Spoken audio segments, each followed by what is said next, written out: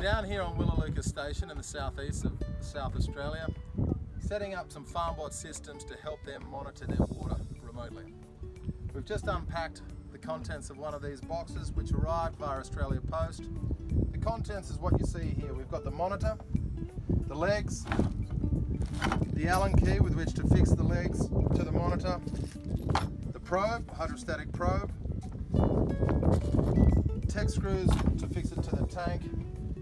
You will need to bring your own hole saw. Make sure you've got a 30mm hole saw of some form. Electric drill, 5/8 tech bit, which is the size all of them come with. Otherwise, we do give you a Phillips head screw option there for Gulf tanks. And bring along a ladder so you can get to the top, and a measuring tape so that you can get an accurate read on the height of the tank to overflow, so we can get the monitor reading accurately and giving you correct volumes. Well, now that we've got everything out and ready to go, we'll start fixing the legs first.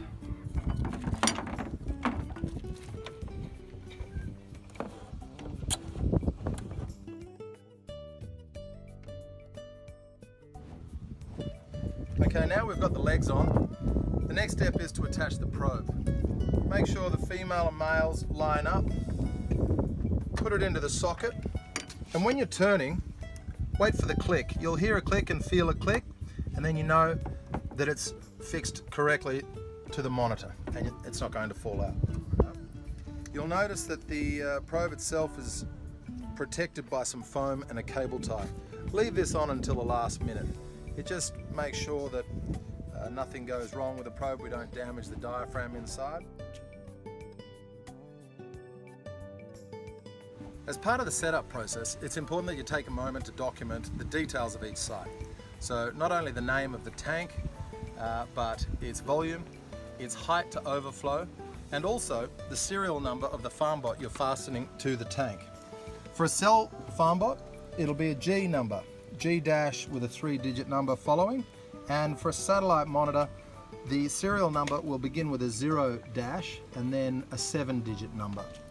Once we have all of the site details, the tank name, the volume, height to overflow and the serial number of the Farmbot, we'll use that serial number to activate the monitor, and that'll begin transmitting data to your dashboard on your phone or computer. We have the feed on and the probe plugged in, it's time to put the monitor on the tank. Importantly, the monitor needs to go, well, it doesn't matter where on the tank the monitor goes, but it does need to face north because it's a solar powered unit and it needs access to the sun. So shade across the top is not ideal. It needs to face due north. Anywhere from north-northeast to north-northwest is fine.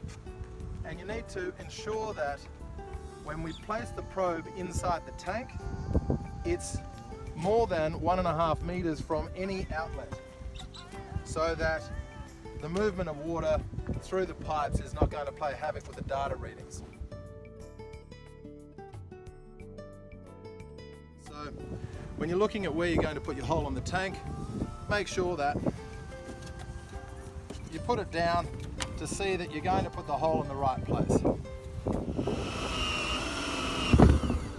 Once we have the hole in the tank, now's the time to take the foam off the probe, and then we just drop the probe through the 30mm hole and just feed all of the cable in.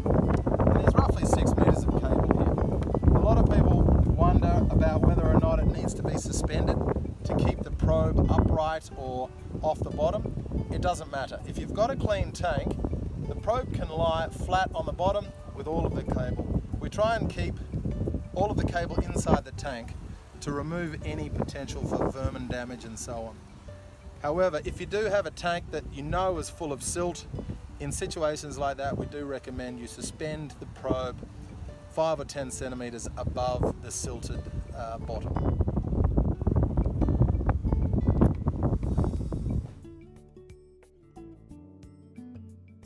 So with the probe and cable inside the tank and the Farmbot in place, it's really just a question of fixing the Farmbot to the tank with 4 tech screws using that 5/8 tech bit we mentioned earlier.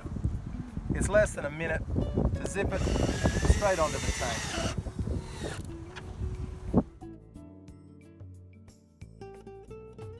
Now that the probe's fixed to the tank, all you need to do is switch it on, move the lever into the forward position, that's towards the solar panel, and the rest of the setup can be done online from your phone